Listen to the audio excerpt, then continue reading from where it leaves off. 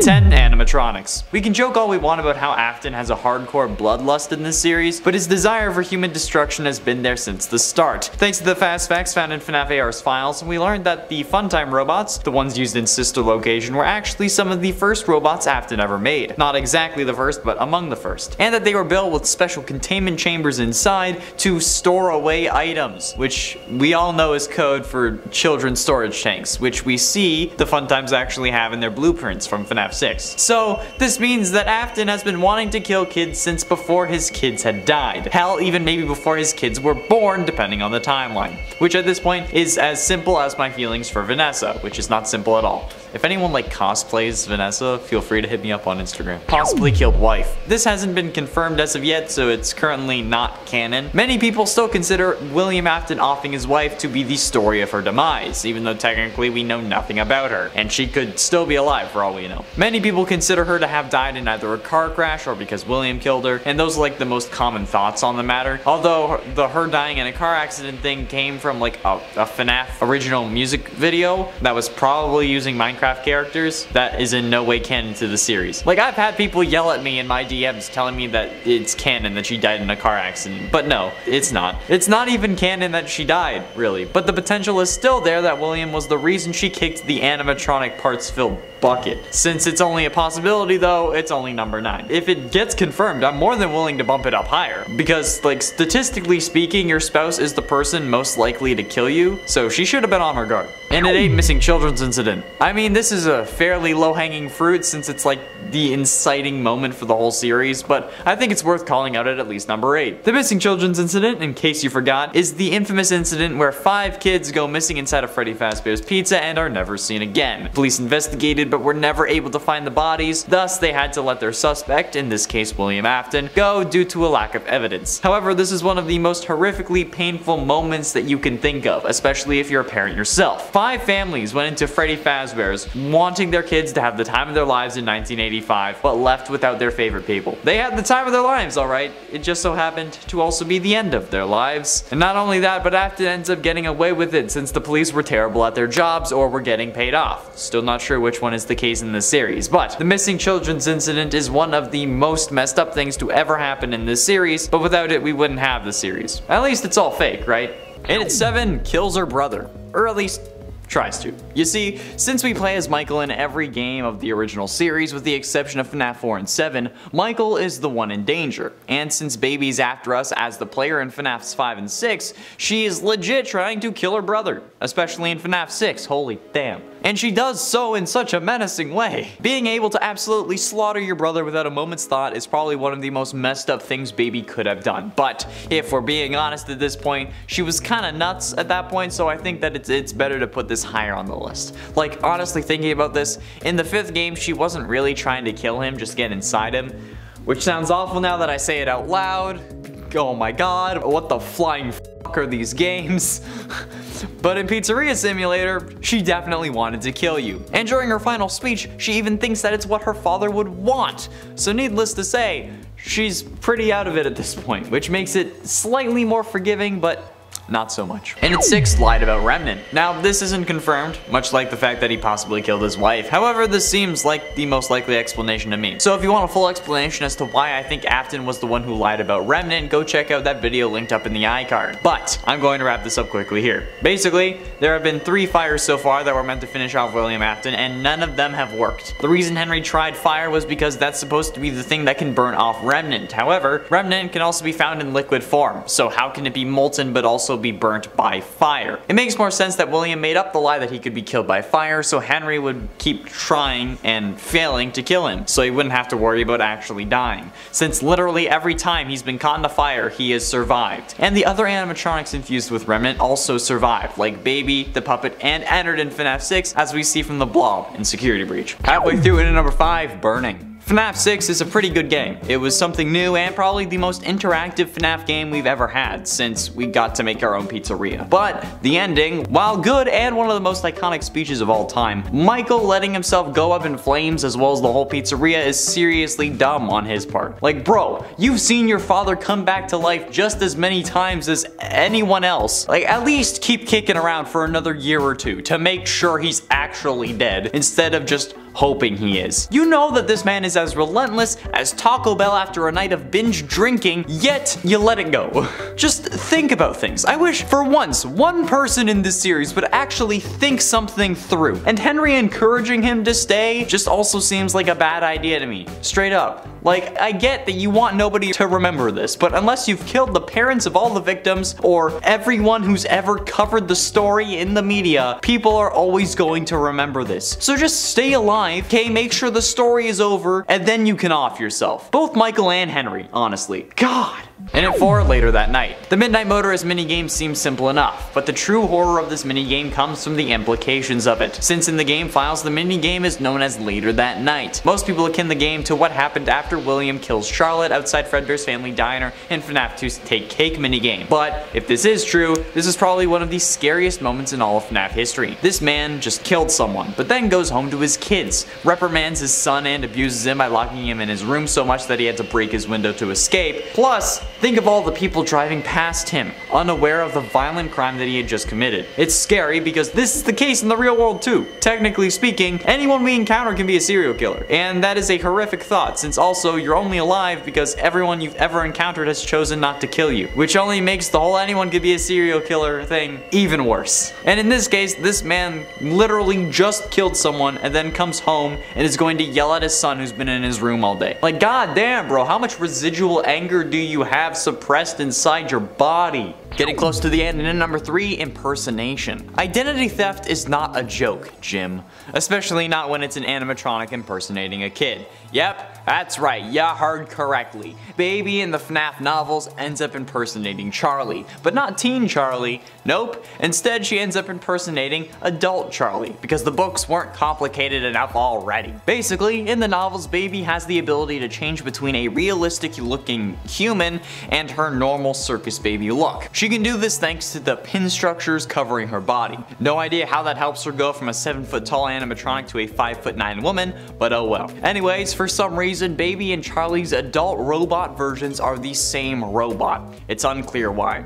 Since Henry made a series of 4 robots for Charlie after Afton killed her in 1983, which doesn't make sense given what we know about the timeline already, but I guess it would have to be different in the books, because at that point, Elizabeth would have already been killed by an already created baby animatronic, meaning that Henry would have made the first 3 robots from scratch, but thought, nah, I'll turn the adult one into a human from this robot here. And it just so happened to be Elizabeth Afton's possessed bot. But honestly, there are a whole load of plot holes in the books, so we'll just ignore it. We'll push it to the side, you know? Either way, identity theft isn't cool. And boy, don't I know it. My dad removes the labels off of any mail we get and he shreds it, okay?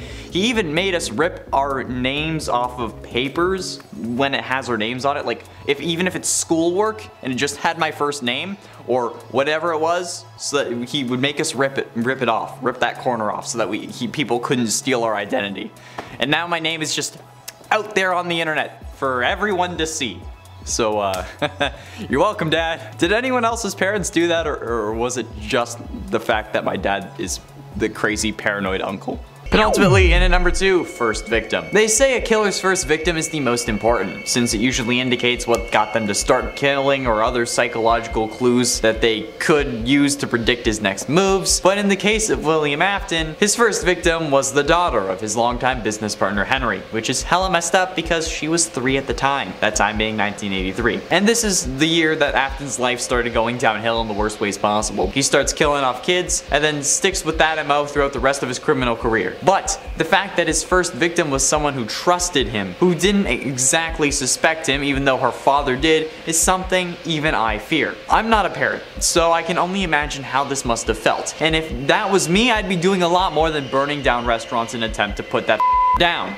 I'd be doing it myself, especially if he had killed my daughter when she was only 3 years old. Like, I can feel the rage brewing and I don't even have someone that I could, in theory, make a daughter with. And finally, in at number 1, killed his kids. The worst thing that Afton has done by far is gotten his own kids killed. Sure, he may not have done it directly, but his actions ended up resulting in all 3 of his kids' demises. Him killing Charlotte got Fredbear's closed. which resulted in him having to open up circus babies, which made him have to dust off Baby and the other Funtimes, which were designed to kill in the first place. Baby ends up grabbing and crushing Elizabeth, resulting in her possessing the animatronic. He superpowered the jaw of the Fredbear animatronic used in the new Freddy Fazbears, which ends up crushing his youngest son's skull, since that was not a spring lock failure due to all the spring locks being active, since it was in animatronic mode, not suit mode, so there was nothing to fail, meaning that he had to have been crushed by the power of his jaw. And while you could argue that it was Michael's fault, why would he think that Fredbear's mouth was overpowered? As the suit technician, William knew what was going on and intentionally souped up the jaw power. And then he gets Michael killed when he sends him down to find his sister in sister location, which ends up getting him stuffed with innards and then letting himself burn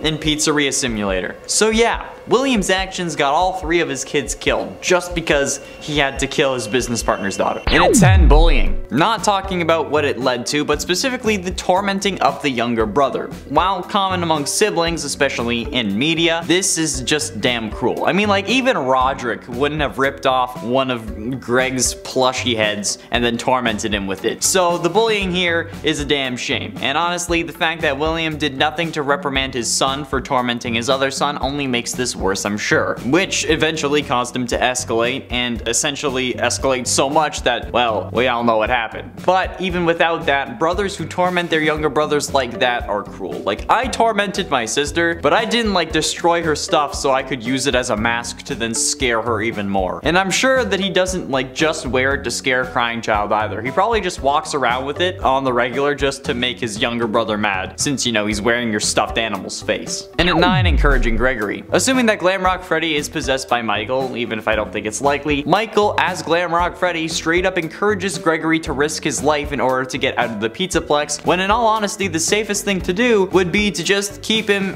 either in your stomach or in your green room until 6 AM, especially after the doors closed and he was definitely stuck. There was no need for this daycare, secret escape, hatch escape plan thing, okay? You could have just gone back the way you came and everything would have been fine. You would not have been suspicious, since you'd have at least appeared like you listened to Vanessa and went back to your green room, and then Gregory would have been safe, especially after you knew that there was a crazy bunny running around looking to slaughter people. So yeah, if Glamrock Freddy is possessed by Michael, he did a horrible job at protecting his surrogate younger brother, which kinda hurts the whole he protects Gregory because of crying child thing, doesn't it? And at 8, listen to his father. Now this takes a bit of assuming, but less than assuming that Glam Freddy is possessed, so it's gonna be a spot higher. We learn in Michael's final speech in Sister Location that he went to find his sister because his father asked him to, saying something along the lines of, "I did it, I put her back together just like you asked me to," which is, yes, in reference to Baby, but the issue I have with this is, why did he listen to his father? I don't think he learned about the horrible things his father did because of Baby. Like, I think he must have learned about it beforehand, maybe when he got Crying Child killed, since he was freaking out because the animatronic jaw should not have been able to crush his skull. And even if he didn't know about what William was doing, honestly, that could make this point even worse. Like, what other things did William ask his son to do, either while he was stuck in Fazbear's Fright, or before that Michael did without question? That's a thought that really worries me, and maybe Michael has more to repent for than just hurting his brother. And at 7, stored his daughter. While we know Afton isn't the best father, I think it's something else to end up locking your robot possessed by the soul of your dead daughter into an animatronic testing facility.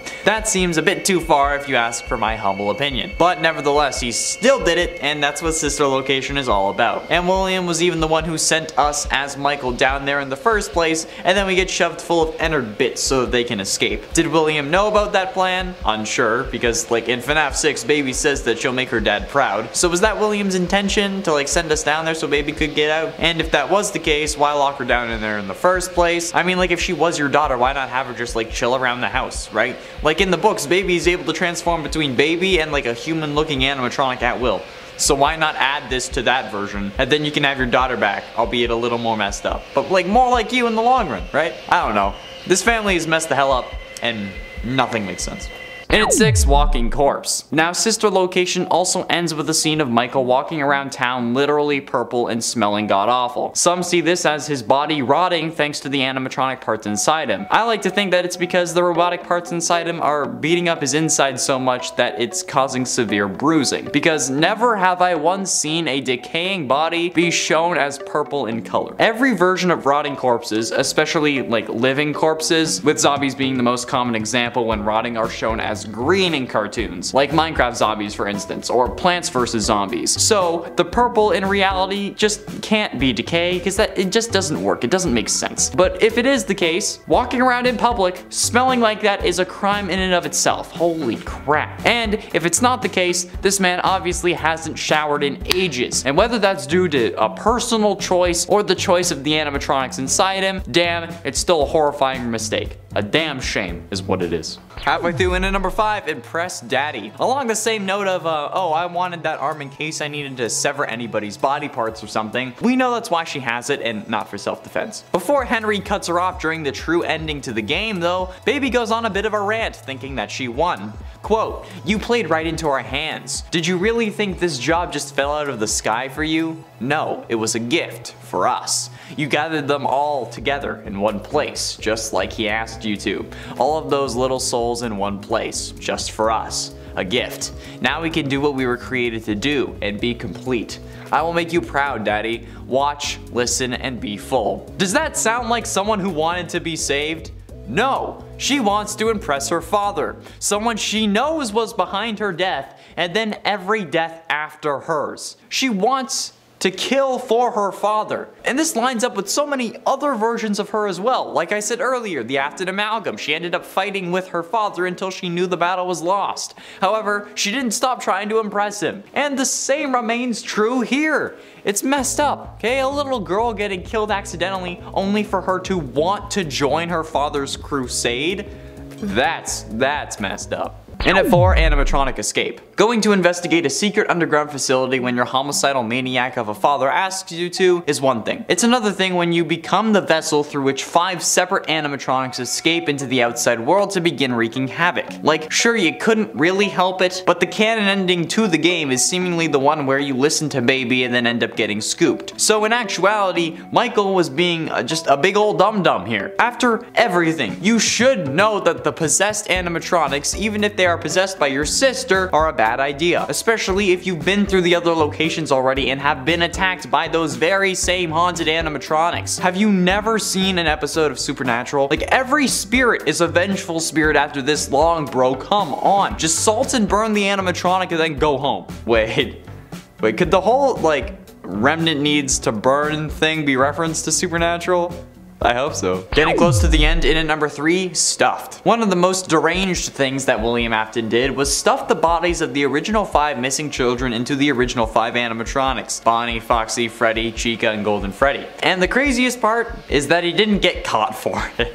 Yeah, he didn't. The animatronics smelt like death, started leaking blood and other fluids, and the police didn't bat an eye. He put these bodies in animatronics that perform for other kids and their parents every single day. How does anyone think that that's a good idea? Unless it was his way of displaying his kills or something, like some of the crime shows like to mention. How some killers enjoy the world knowing what they did, since it helps them feel more powerful or something. Fuels their ego. Like, maybe even if they didn't know that the bodies were there, William could be using that as an ego boost, which is messed up. And also ruins the whole he did it because his kids were dying theory, aside from the whole him killing before his kids died thing. Also, how did the police not confiscate the animatronics for evidence? And ultimately, in at number 2, Chomp. I think we all know that Michael is certainly at least partially responsible for the bite of 83. Because while William did superpower the Fredbear jaw, if Michael hadn't put his brother's head in the mouth, it wouldn't have mattered. While yes, he thought that he'd be safe because it's an animatronic mouth, how bad can it really be? He still definitely contributed to Crying Child's death. It's interesting the way that, like, fate works. In this instance, we can really blame anyone for the death of Crying Child, because I am absolutely certain at the very least Michael blamed himself at the beginning. After learning what William was up to and what he did to the animatronic, maybe the guilt lifted slightly, but all that it would really do was assure himself that he didn't have the intention on killing his brother. But either way, with Without him, nobody would have put his head in the animatronic mouth. But yeah, getting your little bro chomped is definitely gonna cause some friction among the family members, especially when, because of that, you're the only 2 family members left. And finally, and at number 1, nothing. Michael Afton's biggest sin in my mind is his ability to do nothing. Like, sure, he seems to be playing the good guy, going after his father and trying to undo his deeds, but really, Michael to me just seems like he's been playing hero this whole time while not actually doing anything. Sure, he says he's trying to right his father's wrongs and whatnot, but looking at him, he's not doing it because he's a good person. He seems to be doing it because he just feels bad and not because of some higher moral code. He blames himself for getting his brother killed, which subsequently means that anything he does to try and fix that is just to make himself feel better about it, because in the end, nothing's gonna bring his little brother back. And if anything, the FNAF 3 Happiest Day minigame is because of Henry, not Michael. And you know what? This guy, he doesn't have the balls to actually end his father once and for all. He says that he's gonna go come find him in the final scene of Sister Location, but then when he does, he's not the one to burn the place down, okay? Henry's the one who does that. Henry is the only one who's able to actually sack up and do anything about this. I mean, he does it in a horribly stupid way, but he still at least does something. If Michael really wanted to make sure that William was stopped, like I said earlier in the list, he wouldn't have let himself burn. He would have stayed alive, made sure that his dad was dead, made sure that his old man had kicked the animatronic-filled bucket, and then offed himself. But he lets himself burn so that he won't have to deal with knowing what his father did and live with the regret of hurting his brother. So, yeah, he didn't really do anything. And at 10, crushed Elizabeth. I mean, don't get me wrong, okay? Some specific kids make me understand William's whole MO. But the fact that he made these robots, especially the Funtime, specifically to kill, and the first kid they kill is his own daughter. That's some serious karma, man. But considering how horrific Baby becomes after this thanks to Elizabeth, I feel like she might have had it coming, okay? Girl was a lot more like her father than she really should have been, honestly. Well, yes, crushing any kid would have been bad, but like, your creator's daughter? Seriously? Like, why was there no blacklist for kids that you shouldn't grab? Like, you have animatronics that can walk on their own, advanced AI, facial recognition technology, but you can't make a goddamn program that says, do not kill these kids, they come from my loins?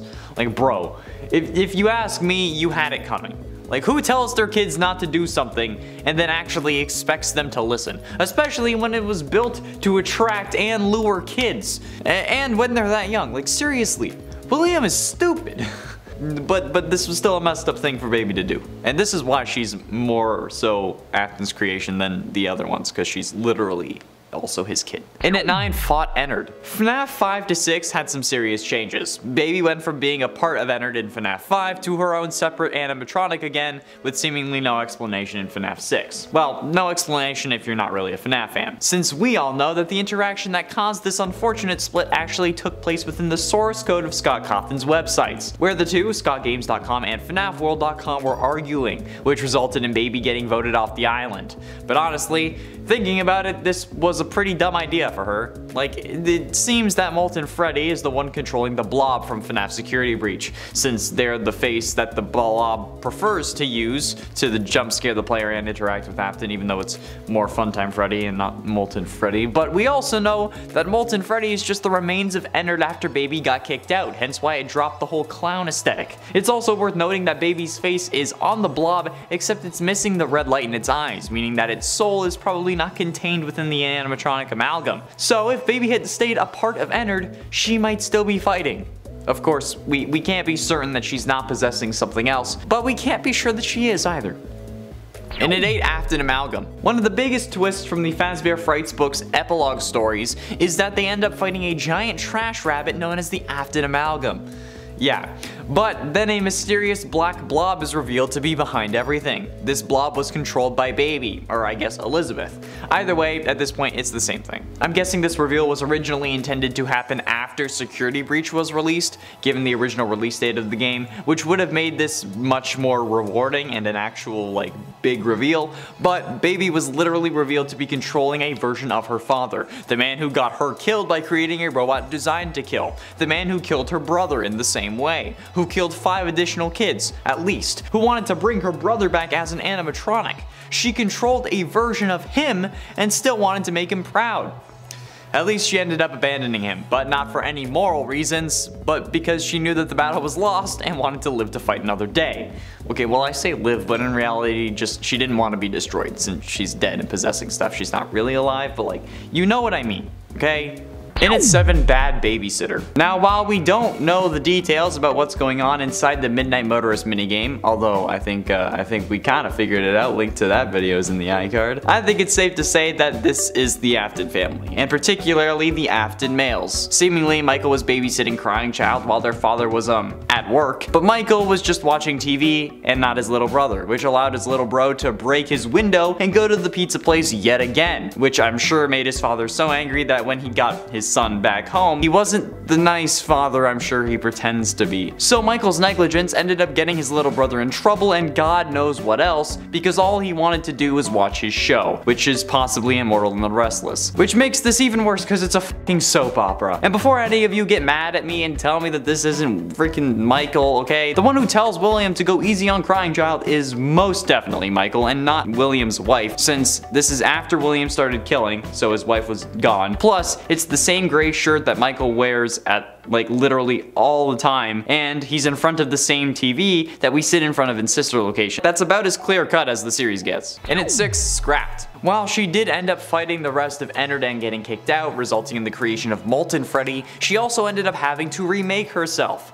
or at least give herself another shell, as well as seemingly another arm, since you know, now we see a giant claw on her left arm. However, you want to know something interesting? According to the Freddy Files Updated Edition, the Bible of the FNAF franchise basically, the claw on her left arm is the same one from her stomach, meaning that Elizabeth knowingly attached the claw that resulted in her death to her arm. And that's absolutely terrifying. Like, this chick is like, yeah, this thing killed me, so let's put it on my arm so I have better access to it. You know, just in case I need to use it for whatever reason. So yeah, this laced up her sneakers, thought, oh, what if I need to kill someone today? And said might as well claw them to death with this monstrosity that killed me. Do you people not realize how absolutely nuts that is? Like, that's... bro. Halfway through into number 5, Vanessa. Possessing Vanessa was certainly one of the more messed up things that William did. It just sounds weird, you know? Like this guy pops up into your VR headset then takes over your body without your consent, so now you end up killing for him. That's kind of messed up. Actually, no, not kind of, that's incredibly messed up. I mean, she knows what's going on too. She actively talks in hushed tones about how she can't talk about it to her therapist. So like, what the hell is the dynamic here? I mean, possessing someone is already pretty messed up, but then causing them to make a rabbit costume so you're still a furry is a whole other set of kinks that I don't even want to talk about. And then she knows that there's an evil inside her, but she can't do anything about it. She fears for her life, which only makes me wonder what William has been saying to her, and she's now, with full knowledge of her darker half, willing to lock a kid in a lost and found room until the police arrive, despite never calling the police, and then lets that darker half track him down. And at 4, Killed Technicians. The technicians were 2 employees of Fazbear Entertainment Inc., who used to work with the Funtime animatronics of Circus Baby's entertainment and rental. One technician is soft-spoken and seems bored with his job, implying that he may be used to it, while the other, who speaks with using a Brooklyn accent, appears to be less experienced and more uneasy with the environment of Circus Baby's entertainment and rental from FNAF's sister location.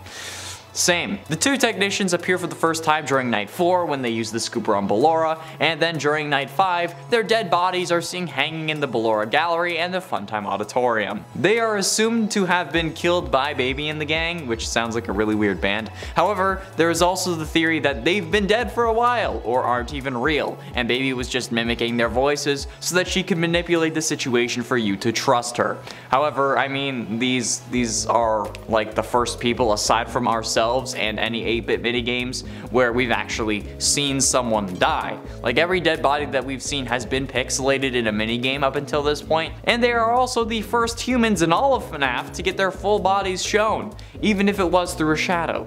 But I don't know. Do you think that these were real or were they dummies? Make sure you let me know down in the comments. Getting close to the end, and in number 3 left his sister. Now don't get me wrong, allowing yourself to be a vessel for a group of evil bags is one thing. I really felt like Dean Winchester there for a minute. But the other ending doesn't actually let Michael off the hook either. In the other ending, the non-canon one I'm guessing, where Ennard attacks you while you're watching Immortal and the Restless, you end up actually leaving your sister in the underground storage facility for dead. Well, not for dead since she's already possessing an animatronic, but you know what I mean. You didn't even try to set her free. And assuming that that's what you did in the previous games, you already know how to set them free. So like, why didn't you set your sister free? Yeah, that's what I thought. Okay, my sister and I, we don't always see eye to eye. Sometimes she can't take my hilarious jokes and my brilliant sense of humor, but I'd still release her soul if it was trapped inside a 6-foot-tall giant robot. Okay, I would. But this man just leaves. And we know that he knows it's Elizabeth. He just doesn't care. What a great big brother this guy is. You already screwed over one sibling, why not the other one too, right?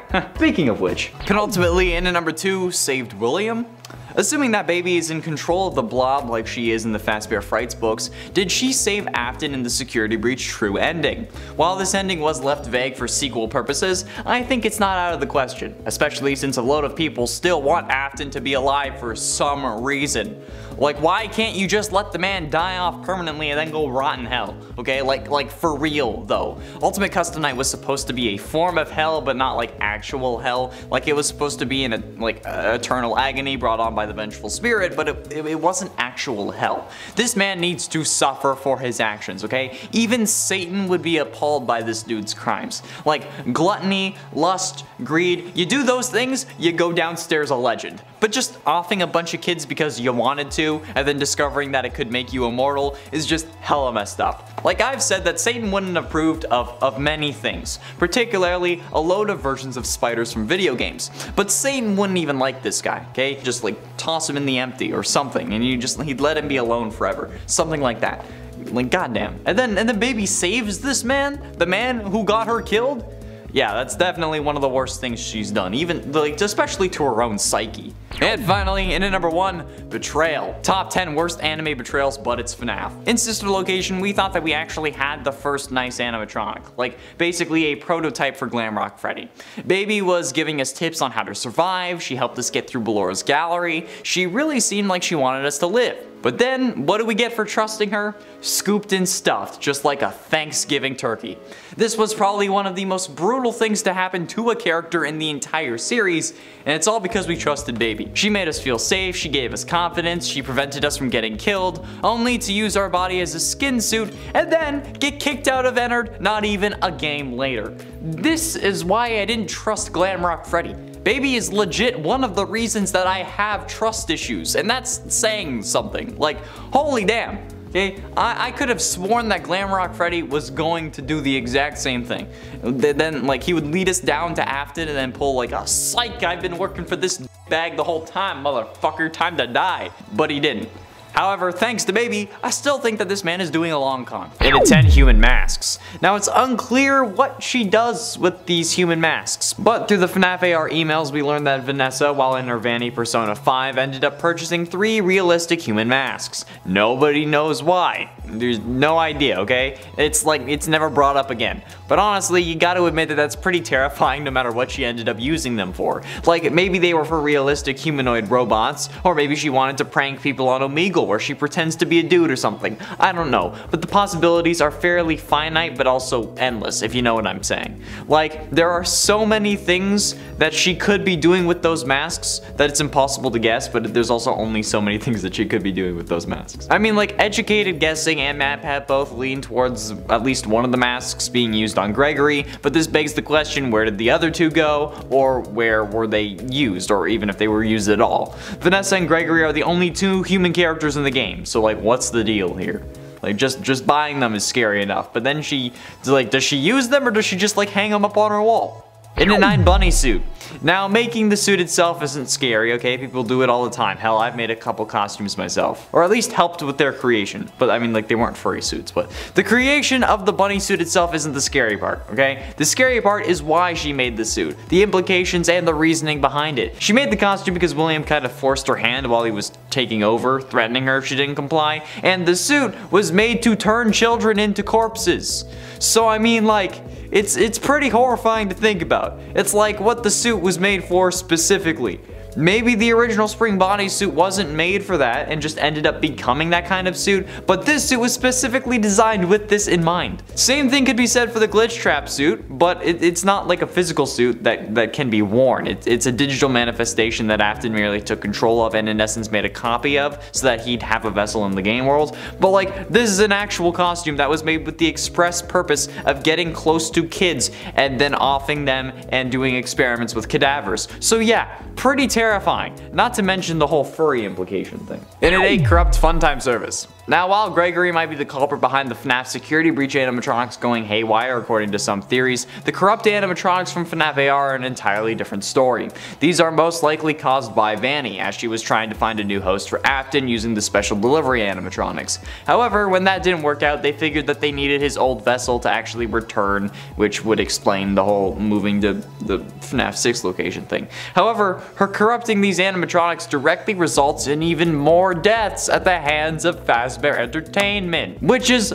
a whole other issue that I don't understand how their world hasn't addressed yet. Like, get the cops investigating, or someone, hire a private investigator, please, for the love of God. Like, someone has to be suspicious about what's going on here, right? Like, Fazbear Entertainment is sus as hell. They clearly vented. I was on cams, I saw it. Fred is sus. In at 7, tackles Vanny. Okay, so yeah, sure, this is a good thing because he's you know tackling the bad guy, but let's be honest, Freddy is kind of dumb and his critical thinking skills are lacking to say the least. If you think about it, he doesn't really think through any of his decisions despite being an incredibly advanced AI. When we're on the top of the Pizzaplex in the rooftop ending, after Freddy sets fire to the Pizzaplex below us without a real proper way out planned, we get to the roof of a burning building and meet Vanny. No idea how she got up there before us, but that's not the point right now. But after being able to see her with Roxy's eyes, he tackles her off the roof of a burning building. Now, originally I questioned our escape plan, okay, but Gregory does then run down the fire escape afterwards. But if he was so concerned about Vanny, why wouldn't Freddy just grab us and run? Like, why did he tackle her? It seems like the dumbest decision because, you know, Freddy left us on the top of a burning building when we're basically the size of a 4-year-old. Like, I get that she's a bad person, but if she came after you when you were with Gregory, couldn't at that point you then just punch her or do whatever, okay? Your priority isn't to defend Gregory if you're just leaving us on the top of a burning building. Heat rises, my dude. We would have been screwed. And that fire escape, damn, that's gonna be hot. And at 6, survived. Not only was she playing with her food the entire game, only appearing a couple of times despite being heavily featured in the promotions, she didn't end up dying at the end of the game like we all thought would happen.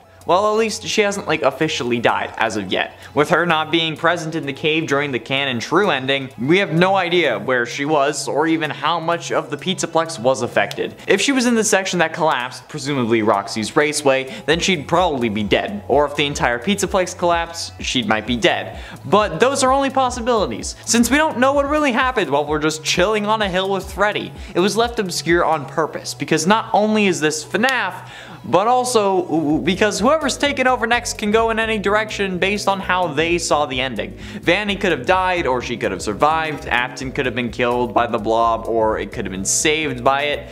It's anyone's guess, which means that Vanny's ending is the most obscure. Great. Halfway through into number 5, Doesn't Kick Us Out. Okay, when you think that your friend is supposed to protect you, having them suddenly rip you out of their chest and kill you is certainly a surprise. And while you may be thinking something like, well, that's your own damn fault for running out of power, you know what? I would normally agree with you on that, okay? but when this game establishes right off the bat that if Freddy runs out of power he will kick you out, when he doesn't in the future, it's pretty goddamn stupid. Like, whatever, okay, yeah, I shouldn't have let him run out of power, but let me tell you a story. I was playing through Security Breach and I ended up getting stuck inside of Freddy. This was my first time playing, and like I had gotten into a recharge station, and when I came out I was unable to exit the animatronic. So after being kicked out the first time that Freddy ran out of power, and like because the story forced us to, right before you learn how to distract Chica by knocking over the paint cans, I figured that the way to get out of him when I was stuck would just be to wait and let him run out of power, so that I wouldn't have to lose progress since I hadn't gotten the chance to save in a while, because that's just how the game was set up. So I waited, and then when he ran out of power, I died, resetting me to my last save point. So all I did at that point was waste time, all because this game had established that if you ran out of power he would kick you out and run to a recharge station. That's why I'm deciding to use that last little bit of power to open up his stomach, tear us out, and then rip us a new one is one of the worst things that Freddy has or could have done. Okay, it's like the death coin in FNAF. If you establish something, you keep it the same way, God. And at 4, Destroyed Freddy. Both the Phaser Blast and the Princess Quest endings both require you to have gone through the Phaser Blast section of the map, since you need to discover Vanny's secret room. Without the Princess Quest machines active though, you are unable to play the third one, so you just end up enacting vigilante justice against Vanny. How do you do this, you ask? With these same robots she ordered to disassemble Freddy, which ends up making a group of staff bots literally tear Freddy limb from limb. Basically. He keeps his limbs, but his insides are absolutely destroyed. Like me when I was eating too much Taco Bell after a night of heavy drinking. His insides are torn apart, and the only way he can survive is by you bringing his head with you, okay? I said in another video that it's a whole other can of worms, and it is, but she still disassembles Freddy, which apparently to Gregory is enough justification to order the robots to absolutely tear this woman to shreds. So there's so little left of her, but we don't even try to unmask her. Probably because that little monster doesn't want to see the human face behind the person he just actually tore apart, but still. Getting close to the end, and at number 3, lies. Speaking of the whole needing to recharge thing, where did that BS come from? None of the other animatronics seemingly need to charge every hour, and like I said, he doesn't lose power unless we're piloting him. And then when the hour in game rolls around, we don't get into the recharge station because he needs to charge. We get in to avoid the daycare attendant, okay? It's almost as if they released him so that Freddy getting in the recharge station every hour would make sense despite him not needing to do that. Oh wait, they would only do that if he was evil. And he needs to recharge basically every other minute if we're actually going by in-game time, since the time only moves as you progress through the story. Standing in one place, draining him of all of his power basically means that he loses all of his power in a microsecond in-game, which is insane. So, like, what's going on here? What's with the other lies that he's been spitting this whole time? Because it isn't the only thing. And there are so many other suspicious moments in this game that we could do a whole list about how Gregory got lucky just by the sheer stupidity of other characters. Actually, write that down. Penultimately, in at number 2, missing kids. So, with so many Fazbear locations having kids go missing, you'd think that they go out of business. But maybe every parent feels like they have something to prove, so they risk their kids' lives so that when all is said and done, they can go home and flex on the other parents at the weekly book club meeting, saying their kids survived the trip to Freddy Fazbear's, because of them, of course. But no matter the reason, at least 9 kids have once again gone missing in the newest Fazbear location, resulting in multiple complaints, but as we see in the opening cutscene where Freddy glitches out, still a full house. We don't exactly know what happened to these kids, however we can assume that those kids were in fact made into corpses, perhaps to restore Afton to full strength, which ultimately didn't work. Or maybe it was just like to power the entire Pizzaplex. Maybe they needed like a sacrifice a month in order to be able to recharge all the animatronics, like an even more messed up version of Monsters Inc. Either way, at least 9 kids have gone missing thanks to Vanny, and as we see in the worst ending, maybe 10. And finally, in at number 1, Resurrected Afton. The scariest thing that Vanny did from any standpoint in this series is resurrecting Afton. Okay, from an in-universe perspective, she just brought back Earth's seemingly most prolific killer. From a story perspective, it kinda comes out of nowhere and feels forced. In a game sense, he just looks terrifying and sends all the broken animatronics after us, and lore-wise as well, because William Afton is back. However, he's not entirely back, considering how this version is actually finally dead, however only functional because of the coded version of Afton's consciousness. We all figured Afton was going to come back this time around, and understandably so, with the first trailer featuring the arm that every YouTuber milked for as long as they could. Us absolutely included, are you kidding me? Daily FNAF videos? This cow has been milked dry, but we're still going for it. PETA hates us. However, actually alive again or not, this is the scariest thing that she's done in many ways. And now it's canon in the universe that people can turn into sentient code that can then be uploaded into animatronics, which is a whole other can of worms that I don't want to deal with today. And a 10 turns on us. The reason this is going to be our number 10 slot is because, well, technically it isn't Freddy that's turning on us. Technically speaking, it's William Afton taking control of Freddy's body and making him turn on us. So yeah, it's kind of up in the air. During the final boss fight, Freddy can be hacked by Burn Trap, and when this is going on, he'll stand in the middle of the room as a hazard and just start like jibbing out. If Burn Trap ends up successfully hacking him, meaning that you don't burn him before a timer runs out, Glamrock Freddy will chase after and kill Gregory, either by just like running at you or by pulling him out of his stomach if, you know, you're inside of Freddy when he's getting tortured, which is weird. That's a whole other issue. Gregory can still lure Freddy out of the way when he is being taken over though by calling him over to a different spot, hitting the right button, whatever version you're on. But I mean, like, come on, okay? Like, how is it that Freddy can't resist this at this point? Like, yeah, sure, it's Afton directly tapping into you, but he's also using a computer as a proxy. So it's basically the same thing as the original glitch trap virus that he ended up stopping somehow in the opening credits, okay? I don't know how this was supposed to make sense in universe, but either way, it's stupid, and Glamrock Freddy should be ashamed that this could have happened, even if canonically it didn't. But I still do think that Freddy is evil, okay? Check up in the top right corner, whichever one that ends up being, for the video explaining why, because yeah, it's a long one, if I remember. And at 9, copyright infringement. Okay, technically I don't think that this is actually copyright infringement, and it's more so a reference to a well-known figure, but it's definitely something that needs to be mentioned. At this point, I think everyone knows about the Glamrock Freddy pose that's meant to be a reference to Freddie Mercury, right? Yeah, I feel like it's a thing.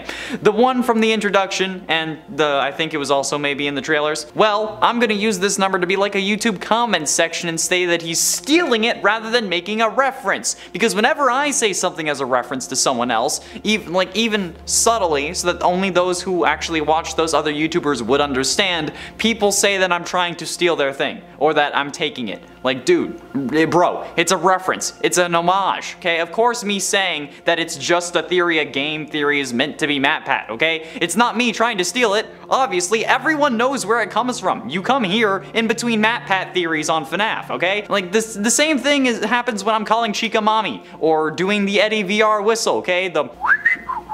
That was terrible. It's a reference, okay? But everyone in the comments every time says that I'm stealing it. So I'm going to apply that logic to Freddy and say that he's stealing this pose, okay? Now watch all those same commenters that were attacking me come to defend Freddy now, okay? I'm gonna, you know what? I said defriend, leave it in too, okay? I don't care. And at 8 carries us. While yes, ripping us out of your stomach and tearing us to shreds with that last bit of power you have left is stupid, putting us in that chamber in the first place was a pretty goddamn stupid idea, and it was just probably just at least equally as stupid. I mean, like, he even said it himself that it was a bad idea, but even after saying that, he lets us crawl inside anyway. And there were so many other options. Okay, I'll discuss the biggest issue later on, but seriously, why did he think that this would result in anything other than our death? It's a miracle that it didn't, honestly, especially when we're inside his stomach while he's getting recharged. This dude needs so much power that to fix him we need to juice him with a damn car battery, but we're just sitting inside him while he's getting all that power back from a station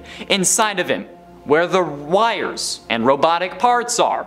How did we not get electrocuted, okay? Like, yeah, we deal with a lot of dangerous things throughout this game, but running around inside Freddy is supposed to be the safe space according to the game. But looking at it logically, it might even have been the worst idea of all. And it's 7, taunting. Now, being a killer is one thing, but when you're so sadistic that you end up taunting the various characters or people, that's when it ends up getting scarier. And Vanny certainly does this. Whether it's her on the sound system, her popping up on the TV, or her joyfully skipping down towards us until she's close enough to dash. She's playing with us like we're a pet on a farm before she ultimately puts us down so the family can have dinner. Like, come on. There's no way that she's just like that, especially with Afton being the one who's controlling her. He essentially is just making this another version of himself. So, yeah, her taunting us, her playing with her food is some of the freakiest crap in this game. Like, imagine if Ted Bundy or John Wayne Gacy was coming after you and they were just like skipping down the street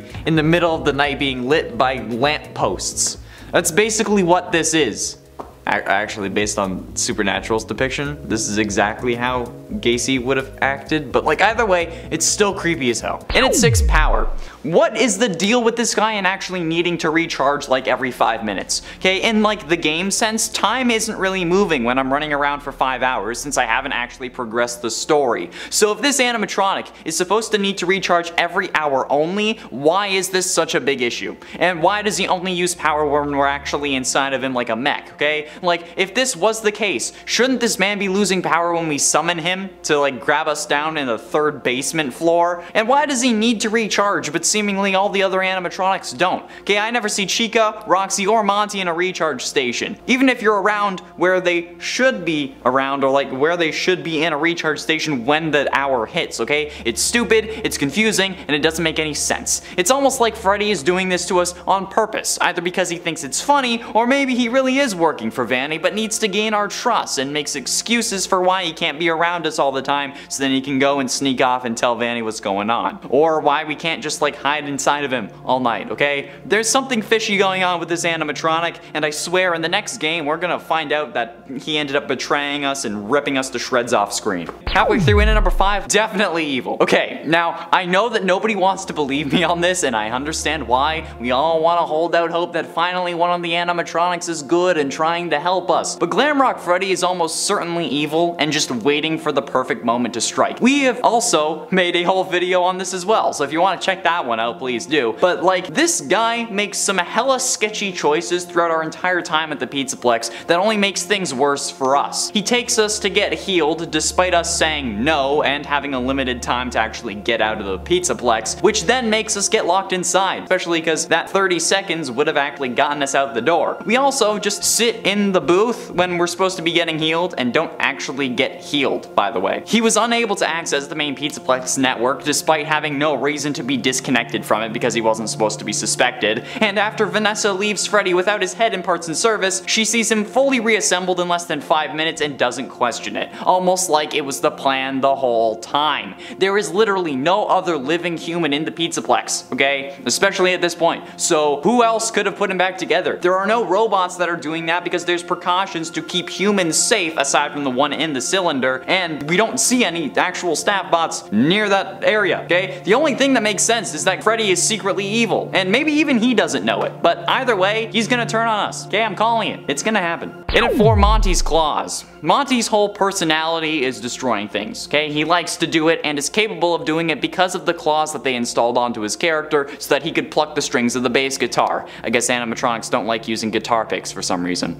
Either way, when Freddy gets these claws, he's also able to start destroying things and breaking open barriers, which is just kind of weird when you think about it. Like, was Monty this way before getting the claws? Because if he was, he couldn't really do much damage, since we needed the claws to even be able to smash through small fence gates. So if he already was like that, why would they have given him the death machines for hands? Or wasn't that like the hands gave him the ability to smash things, which turned into him smashing everything he could? I mean, it's definitely possible, okay? We've seen weirder come out of the FNAF series, and if that was the way that this played out, would it also happen for Freddy? Like, is Freddy going to see how much he likes smashing stuff and then just go absolutely bananas?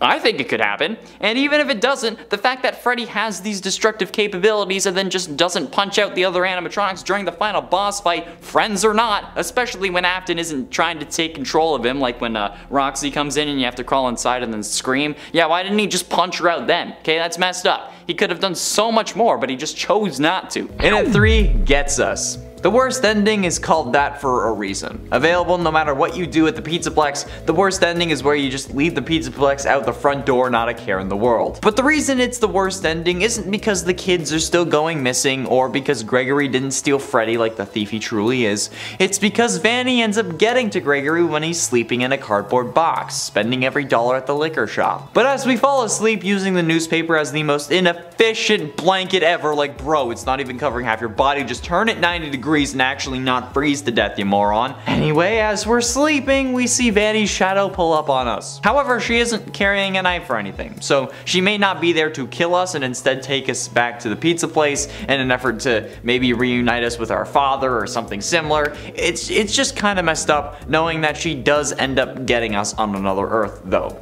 At least it's not the main Earth, though.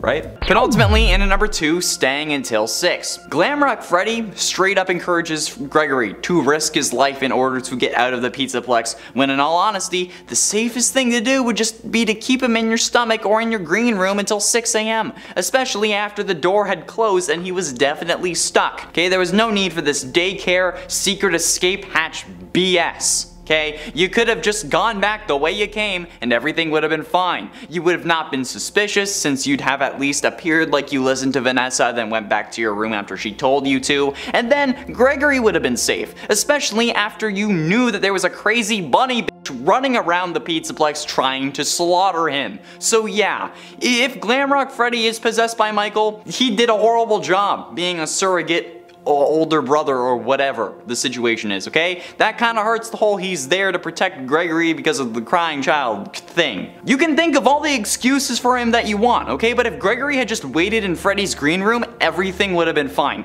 Vanessa would have had no reason to check there since she didn't have at any point throughout the game, even when Freddy pops back up 5 minutes after being left in parts and service with his frickin' head removed. Like, who else is going to put him back together aside from Gregory? Like, you could have simply let Gregory stay with you in your room or kept him in your cake hole in your chest until 6 AM because we can go into recharge stations with him. Okay, so why couldn't we just chill in his chest the whole time if it was actually that safe, okay? God damn it, I hate this series. And finally, in at number 1, selfish. This whole list is going to make so many people angry, but I think that this number especially is going to make those hardcore Freddy stans absolutely furious, and I think that's hilarious. Glamrock Freddy, no matter what way you slice it, is selfish. Some people assume that he's possessed by Michael Afton, okay? I just mentioned it, which, if it is true, that means that he's only protecting you because he feels bad and thinks that he caused his brother's death, which he partly did. Or, if he isn't possessed by Michael Afton, this Freddy is very loose with his so-called moral code. He tells you not to hurt his friends and that he doesn't want their upgrades,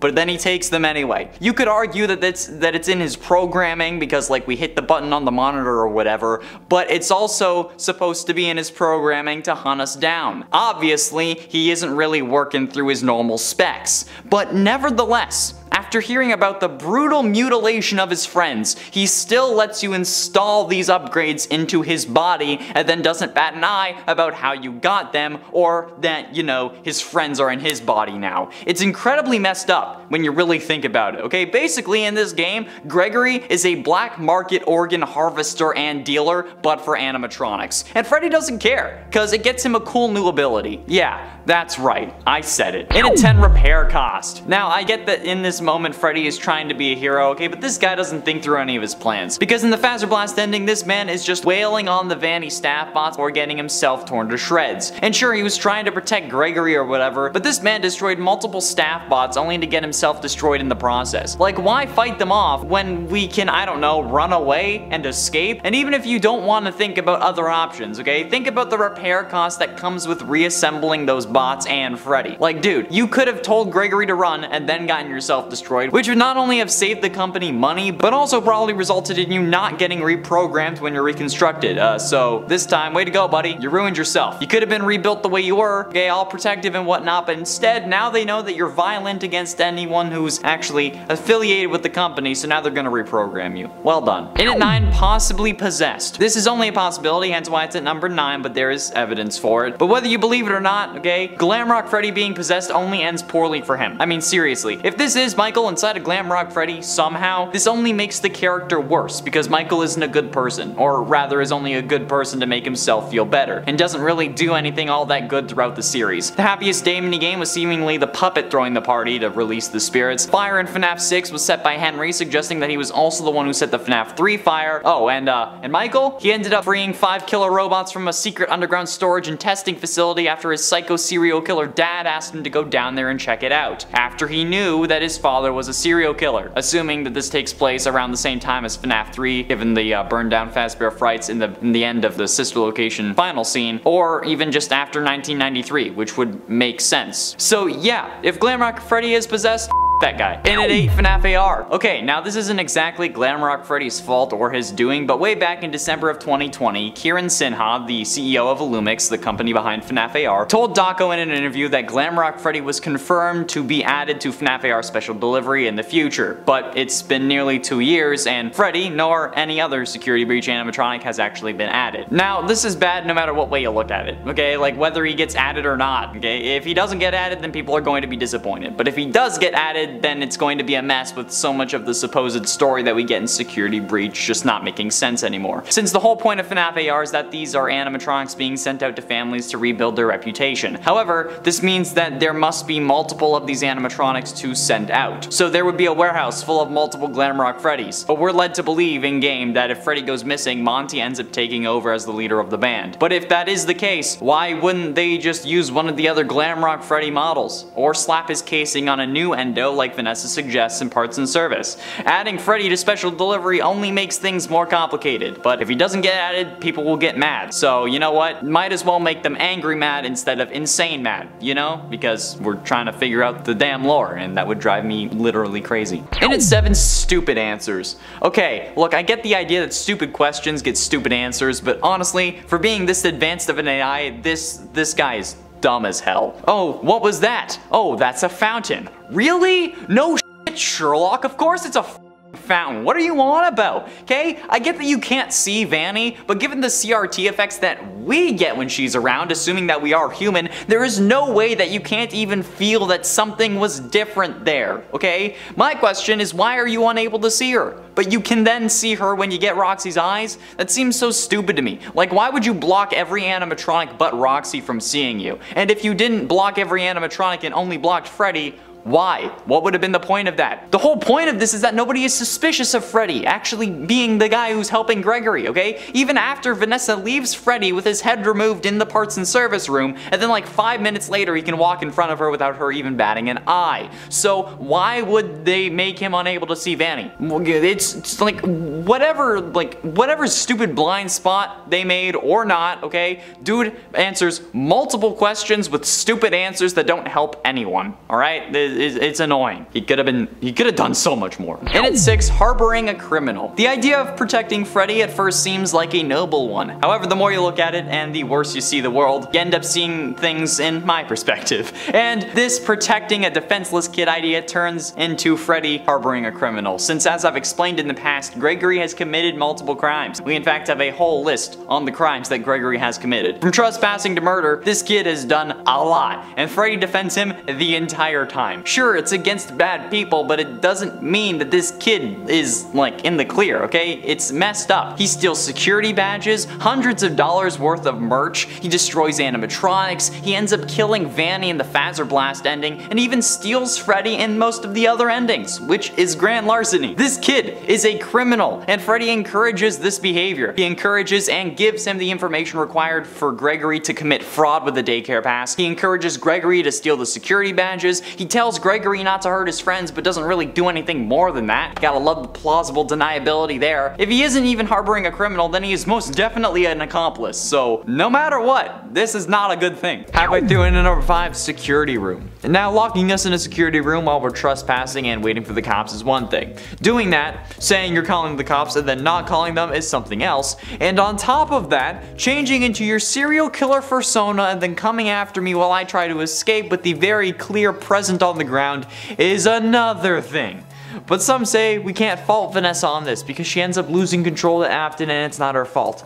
Actually, you know what? It is. As we talked about earlier in number 9, Vanessa knows that Afton is controlling her. Well, maybe not exactly, but she knows that someone else is in her head and that they don't have good intentions. And she knows that she's blacking out. Like, how could you not know that you were blacking out? We know she knows this thanks to the CDs where she talks about how he could be always listening and that she doesn't know where he could be. She knows about this whole thing, yet still locks us in a room where her psychotic double can then find and kill us? Bro, come on. Why would you think that that's a good idea? Just like literally kick us out next time. In at 4, On Your Own. Now, given that there are 3 psycho-animatronics roaming the Pizzaplex, ignoring all laws of robotics and trying to kill humans, why is it that the one animatronic trying to protect us is constantly leaving us? Okay? Like originally, he left us so that he could charge or whatever, but after we get the tutorial and then we can have him like call and we can call him to us, he never needs to recharge again, seemingly. I mean, like, come on. Okay? As long as you're not inside of his stomach, he doesn't lose power, which means that this man could be following us the entire time that we do all of these missions, but he doesn't.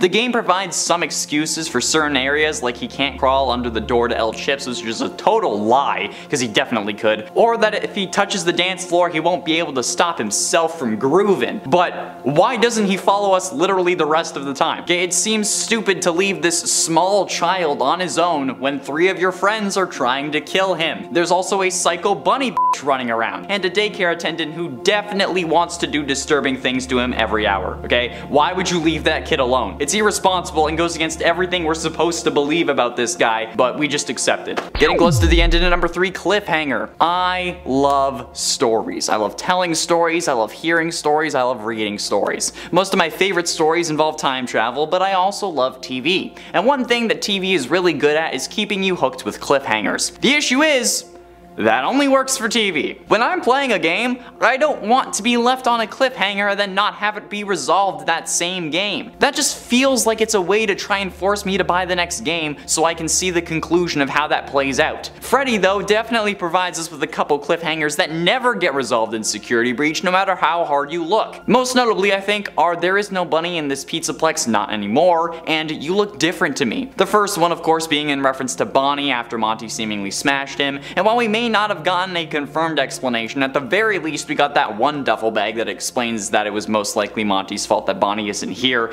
However, that second one, You Look Different to Me, is what Freddy says after we install Roxy's eyes onto him. Okay, he says that we look different to him now, but then he never mentions that again since Moondrop decides to show up. Okay, I don't get it.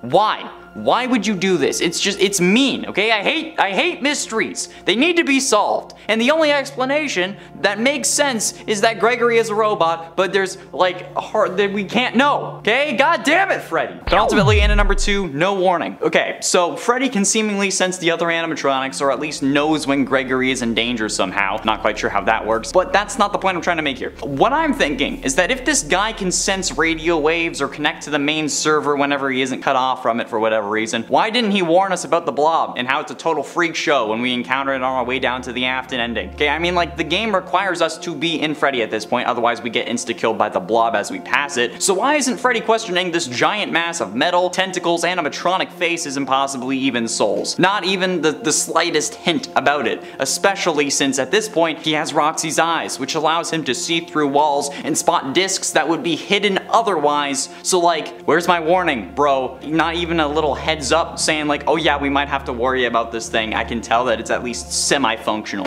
No? Alright. And finally, in at number 1, Dugout Afton. Speaking of the Afton ending, while on our way down to it, Freddy straight up admits to being down here before. Quote from Freddy, "I know what this is. I have been here before. She brought me here. I found myself for the first time when I cleared the path. I did not want to, but I had no choice. Now I have a choice. I have changed. My friends are here. They are so angry, confused, but I can protect you." Hold on. Why is it that now you have a choice? Okay, what actually changed? Because some random kid kid being in the crowd and then being counted as a security breach could not have glitched you out that badly that all of a sudden you have free will again, especially since you didn't actually even meet or see Gregory until after you've glitched out. He also claims to have become sentient down here seemingly. Like, what else could I found myself for the first time when I cleared the path mean? And if he became sentient down there, why did he also not have any free will at that point? That makes absolutely no sense. None of this scene makes sense, but even though that's also messed up and certainly something that is mega ultra sus, he still helped dig out Afton, which in my mind is the biggest sin of all. Okay, willing or not, he still did it, and as someone who wants Afton permadead, I cannot allow that to stand. So yeah, number one on this list, absolutely. Your angry comments that you are typing literally right now will have no effect on this, okay? So don't even bother. There's no point. I've already made the video.